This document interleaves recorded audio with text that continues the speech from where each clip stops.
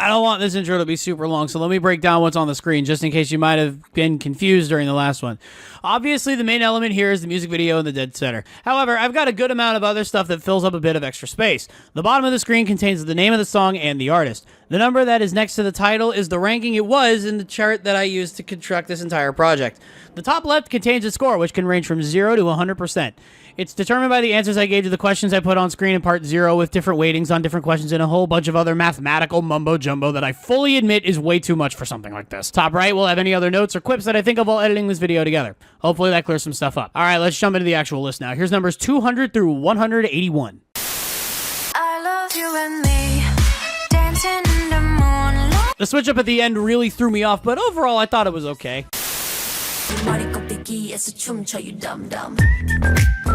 After hearing only the chorus and snippets of the song for so long, I did not expect the rest of the song to sound like that. I bring all the drama on my life. I bring drama. The chorus is the only part of the song that I don't like because it feels like every other part of the song is just so cohesive. The chorus feels like a producer just chucking every element at the wall with very little care for making it actually sound halfway decent.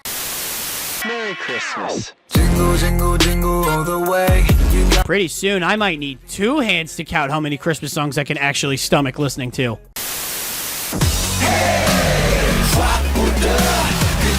Is it inherently stupid? Yes. Do I care? No.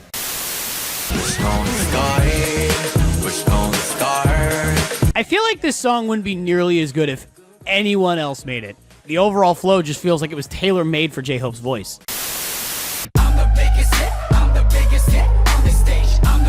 The outro lingers a little too long for my liking, but it's pretty decent otherwise.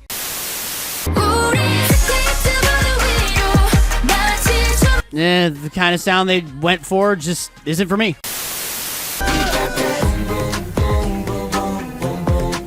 I've talked about this one before in a different video, so just know that my opinions largely haven't changed.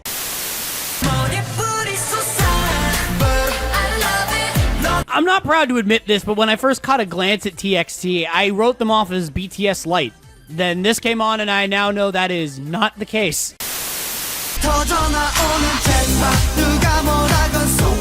Again, another song that had such a weird switch up in the middle, but this one didn't drag this one down nearly as much as You and Me.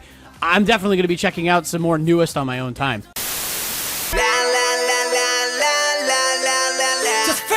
Coming into this project, I've listened to enough Stray Kids to develop a bias towards them and their music. I mean, these guys just do not miss.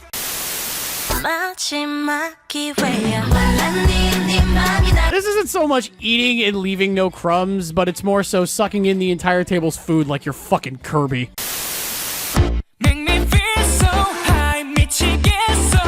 I was gearing up for another middle of the pack score during the first verse, then the chorus kicked in and shut me right down with that. It was the kick in the ass that I needed to get through the rest of the section.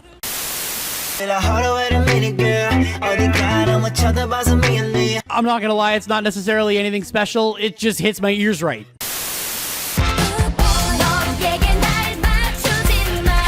I extend a special fuck you to Family Guy for forever ruining this song for me.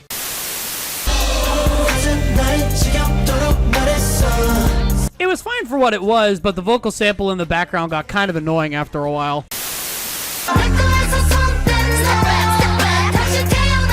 To me, this song just sounded so shrill that it was genuinely kind of difficult for me to sit through.